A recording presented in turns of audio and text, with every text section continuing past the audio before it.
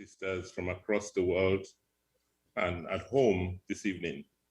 I want to thank immensely all of you who have, as usual, taken time out, spent your resources and energy and time to put this session together. We don't take it for granted. We truly appreciate it. And this is exactly the spirit that we have been canvassing. And you are truly living up to it, which is that do not always ask what the government can do for you or what the state can do for you.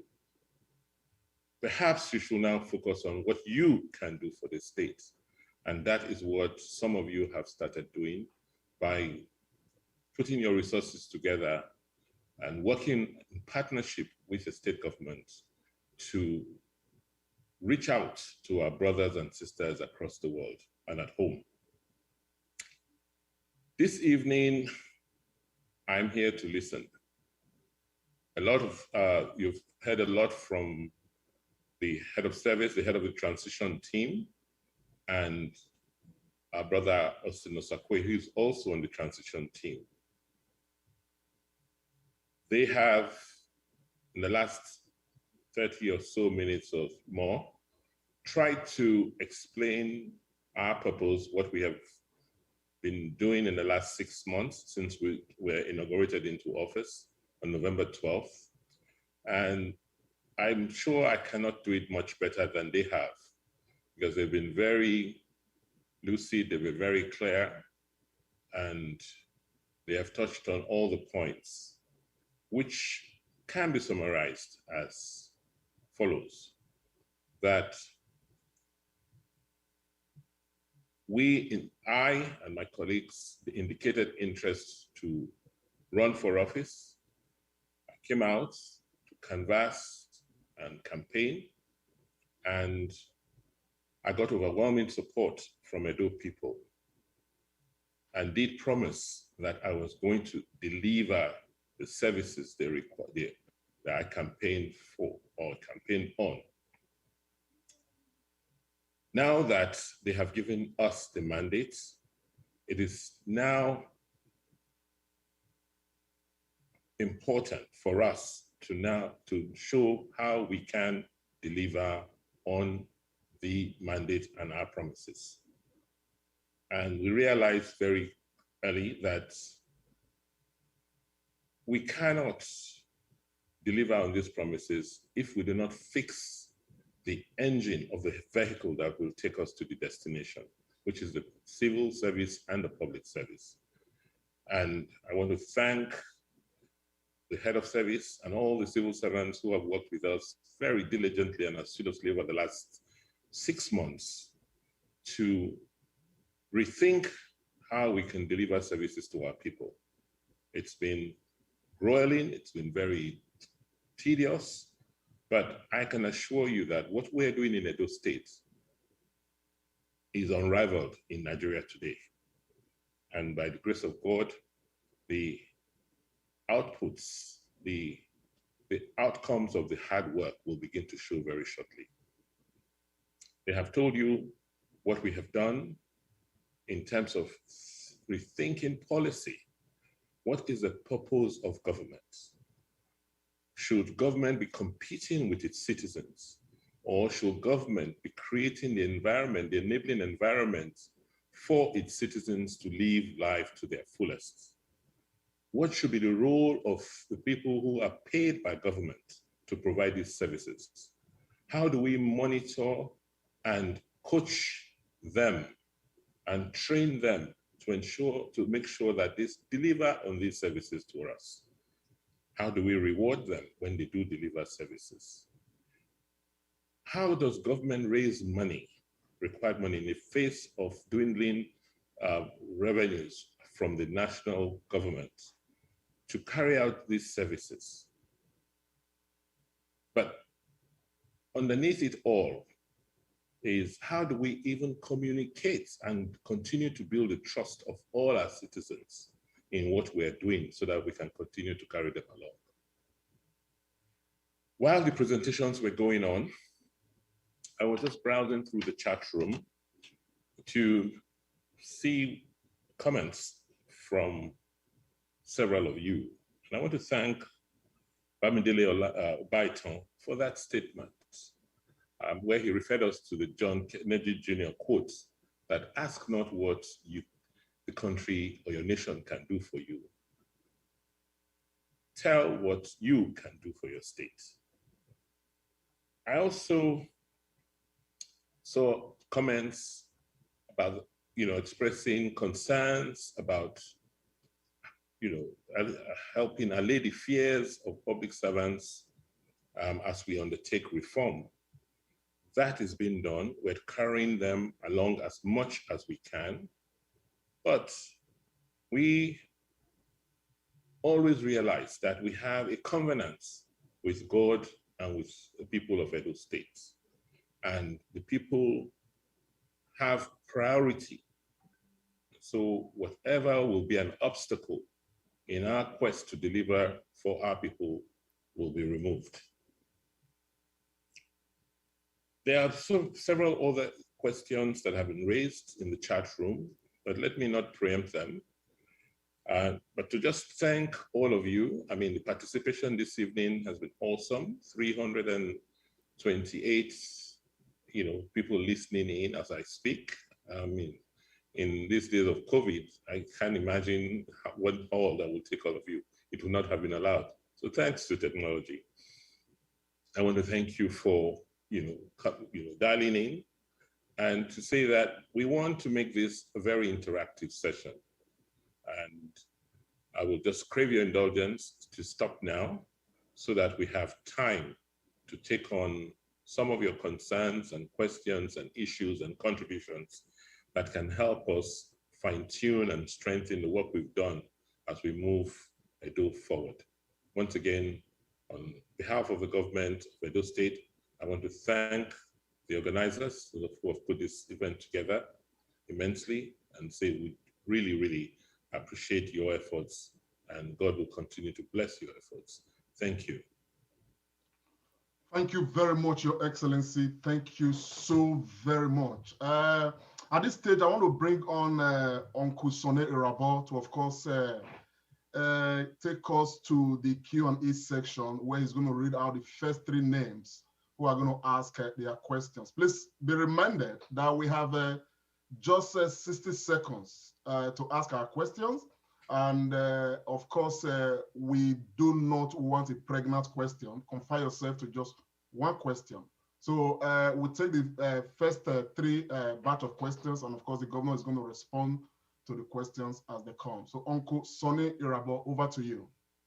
Thank you very much, Mr. Lamte Oriahi. And Your Excellency, thank you very much. This is a very instructive. You have always laid the cards on the table, and we are very happy with your updates. So I'll just go straight to the questions. The first one is from Dr. Tony Agbons, and that will be followed by Mr. Lucky Omosigo of Oberland TV, and the third will be Esosa Ede Obarogie.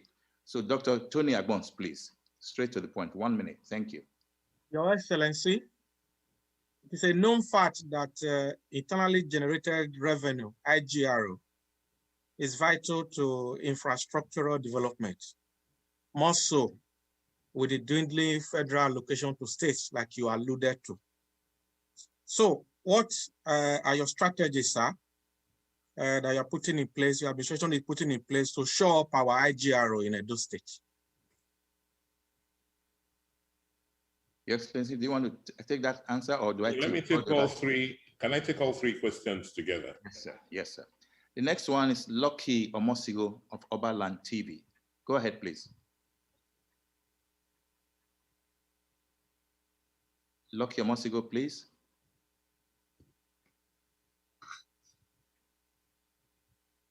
Okay, if I don't hear from you, I'll go to the next one. Lucky Omosigo, are you there? All right. Esosa Ede Obarogie, you're next. Okay, good evening, everybody. My name is Esosa Ede Obarogie. I would like to ask just this question. Mr. Excellency, how would you rate your handling of the pandemic as a state? And how has that impacted, how would you rate your handling of the pandemic as a state? And how has the economic impact affected your planned infrastructural development for Edo State? For example, power. Should we continue to expect your pre-pandemic promises to be fulfilled this tenure? If not, why, sir? Okay, the next question comes from Osahon Amadasun. Osahon Amadasun, please go straight to the point. Osahon Amadasun. If he's not there, I'll go into the next person. I'm here. Okay, I'm unmuted. Hello, everyone. Hi, good evening. My name is Osahon Madison, zooming in from Canterbury, United Kingdom. Question is about the security in the state.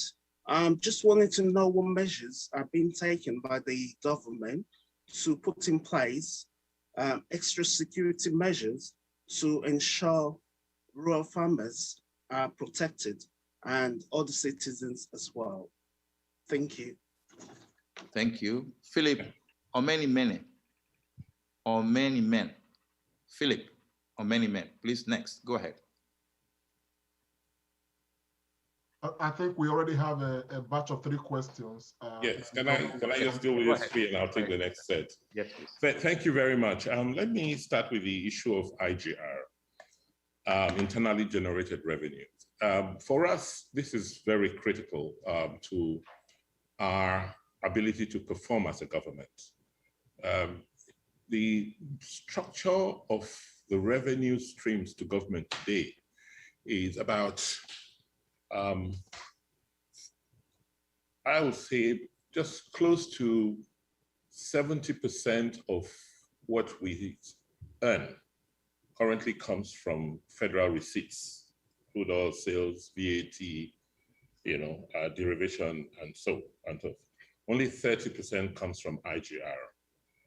In the face of dwindling federal receipts, we now must increase what we generate locally. And so what we have done in the last couple of months, since January, is to rethink how we collect revenues. And we have set in place mechanisms to see how we can get more people into the tax nets. The issue today is that, many people, a lot of people are not paying anything. The tax burden is being borne today by mainly those who earn salaries in formal employments. So a high proportion of the IGR today is from pay as you earn. And the pay is mostly collected from civil servants, workers of big companies. We don't get much yet from, individuals, from direct assessments. We haven't, we haven't been able to raise revenues from property and people who have properties, and or people who are, earning revenue, income from several activities. So the new IGR strategy is first to undertake an enumeration, which we have done. We have completed an enumeration of about 6, highly populated local governments. And by enumeration, I mean that we have teams on ground. We created this project called Data for Mega. That is data to make Edo great again. And under this program, we have recruited, hundreds of young men and women, trained them, and and sent them out, and they've gone from door to door, street to street, community to community, to just get information on people, on properties, on business owners, what they are doing. We also use the opportunity to obtain data, socioeconomic data on unemployed people, on people who are disabled, the elderly. So the last several months, we have a huge bank of data on our people. For instance, I can tell you that in Oredo alone, where we divided into 20 zones, we have enumerated close to, 50,000 properties. We have enumerated almost 20,000 businesses and individuals. We know that there are about 3,200 widows in Ooredoo. We know that there are about 11,000 unemployed people. So we have that data, and we are going to drive revenues from that standpoint. The other thing we're doing is not to make taxes punitive. You want to, it's about inclusion. So we're breaking it down, making it very simple, have 3 categories. What the very small businesses pay, what medium businesses pay, and what large businesses pay. Ditto for property taxes. Right now, we're piloting with Ooredoo, we're sending out assessments, and we believe that with advocacy, with the support of all of you, just letting people know that it's your contributions, it's your payments that will keep government afloat. Once that is, we're able to do that, or we succeed in doing that, I believe that we'll move our IGR from about this month, it was 2.7 billion, and our target is to move it to about 5 billion. At that point, it will be about 50-50 ratio, in terms of what we earn locally relative to what we earn from Abuja. So the strategy for IGR is to gradually move to a position where we are not solely dependent on federal receipts for our existence as a state. We want to be like Lagos State, where the bulk of the revenues to develop the state comes from the people of the state. And so I talked about how we rate ourselves in terms of how we handle the first and second waves of the pandemic. As a government, we don't want to blow our trumpets and talk about how great we are. We'll just tell you about what we have done and the successes we have achieved, showing the data. For the first and second waves of COVID-19, we put in place the mechanisms to first deal with the critical issue of slowing down the spread, ensuring that we communicated the dangers and the risks to our people, ensuring that we got our people to observe particularly the non-pharmaceutical protocols, but more importantly, testing. In Edo today, we have 4 PCR laboratories, testing. And I believe when you look at the testing capacity to population, we must be one of the top 5 in the country today. So we've undertaken, a huge amount of tests. I don't have the exact numbers now, but I can tell you that on the average, we are, in terms of testing, we must be one of the top 6 states in Nigeria. The critical success factor for us in Edo has been governance. Every day at 9 o'clock, we have what we call a COVID call. And I dial in, and the deputy governor dials in. The deputy governor, by the way, is the head of the technical committee on COVID response. And so we're on top of it. We know exactly what is going on, and the responses of our frontline health workers. And largely we were able to contain, the first wave. And by the grace of God, the second wave has not been as bad as we predicted.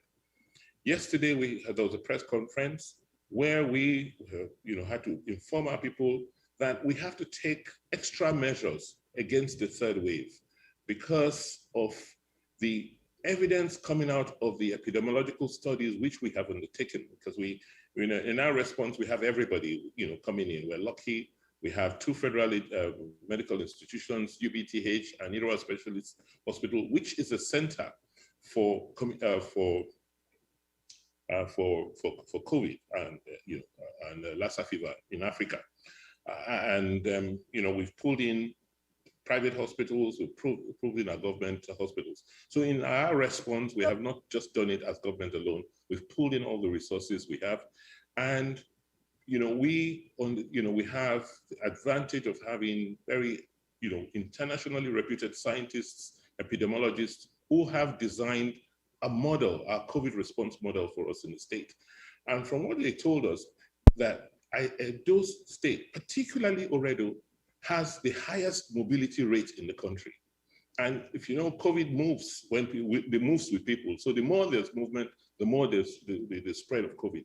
And so we're very anxious. We're tracking the Indian the Indian what's called virus, and to make sure that we catch it on time and limit its spread. How is it affecting my pre-pandemic promises? Well, when we think about it, I mean, we don't see it slowing us down seriously. We are utilizing technology a lot. You know, it may interest you to know that Edo State, particularly, Oredo, Gobaka, Adiko, have almost 400 kilometers of fiber already linking these communities and homes. And so connectivity is quite good in Edo. And so using, technology, we believe that we can take advantage of the presence of technology. We're improving power supply through Siomo Power. And with this, we hope that we can continue to deliver, as government deliver on the services we promised our people. Initially, phase one, some of our contractors had to shut down their sites. And, some of them who had expatriate workers had to send back their expatriate workers. But that's gone by now. Phase two, they didn't have to do that. And our contractors are outside, work is progressing on most of our projects. So we don't see COVID significantly slowing us down so that we will not be able to achieve our pre-pandemic promises. Oshango asked about security. You'll recall the last time we met, the issue was security. People were scared. There was, report about insecurity across the state. I want to, and I did promise you then that we were doing things, we were working very hard, and that security was not an issue, response was not an issue we wanted to be discussing publicly. But you will agree with me that relative to the rest of the country, the security situation in Edo is not as bad. What we have done is to now get our people involved. We have, allowed vigilante groups, streets, communities come together. They hire young men and women to help them, in patrolling. We have recognized this security structure, which is part of the infrastructure architecture we've created. And we communicate with them regularly. They give us information. That information is uploaded into a central response system. And we have a response squad or response squads that now follow up on every reported case. You would have heard in the news last week how these forces working with federal security agents have dislodged a lot of kidnapper camps and gone out there to release kidnapped victims. A lot of work is still being done, and we are recording significant successes. Yes, that doesn't mean that we've eliminated all forms of insecurity in the state. It's a national problem, but in Edo, we're trying to curtail, it as much as possible, particularly those very serious crimes. And the evidence is out there. The last month or so, you can ask for people around the state. The incidence of insecurity has been moderated compared to what it was about 3 months ago. Okay, thank you very much, Your Excellency. At this juncture, I want to quickly call on Loretta Oboroko to call the next batch of names to ask their questions. Loretta, thank you very much, Your Excellency. Apologies to those who had their hands raised and their names called and they weren't unmuted on time. Furthermore, if your questions have been answered, could you please put down your Zoom hand so we can process those left? Or can you unmute Oberland TV, please? We have a representative whose hand has been up. And while he's been unmuted, can we recall Nosasi Confidence Amayo? You left a very angry comment in the chat. Apologies. Nobody's trying to exclude anybody here. And while he's getting ready, Philip Omehime. Philip, I can see you, so I will unmute you right away. Oberland TV, please go ahead. Everybody, good evening. My Excellency, we greet you from Oberland TV and radio. For here, and I will speak the mind of our people.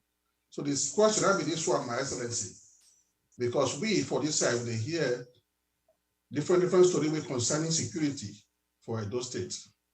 I will come and say, a lot of organizations there, a lot of associations there, where they try to do things, and most of them too, they try to do what they don't do, they put this together, so they provide the instruments, so they gather money too. So what we hear from you today, the intake of this matter, if you are aware, and what you really you want to make these people will be say, if they try their effort, so let's say help our state. And this one the question we get from Oberland TV and radio. Thank you very much. Philip Omehime, you can unmute yourself and speak, please. Philip. Can we get Nosa Confidence Amayo if he's in the house? If he's not in the house, we move on straight. Go on, Philip. Go on. Good evening. Standing on the existing protocol, my name is Philip Omehime. Please, my question is direct to the governor, His Excellency. I want to know, because when with the activities and the presentation presented before now, and I find out that the presentation were just all were just one. So my question is this: in all this presentation, how long and when is it going to be commenced, and how can we see the effect? Because right now we are not seeing the effect in any of the states, and it looks as if we have just 2 local governments in Edo State. So why is it like that? Thank you, sir. I can't see Nosa Confidence anymore. He's still here. I'm here. Oh, go yeah, on. I'm here. All right, go on. Yeah, I have a just simple advice to His Excellency, the Executive Governor of Edo State.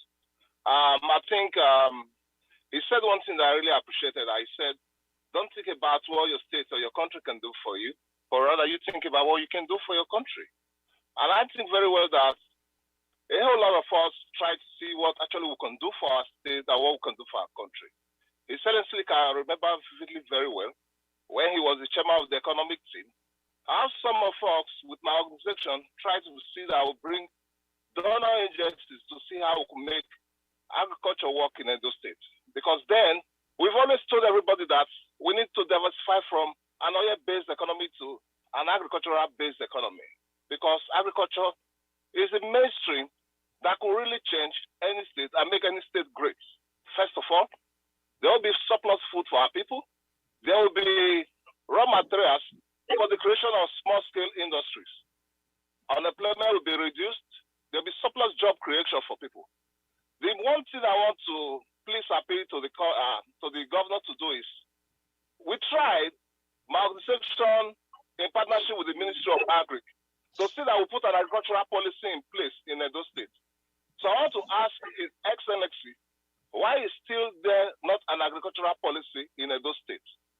An effective agricultural policy will create surplus of job for our people. Remember, you have 1 minute, sir.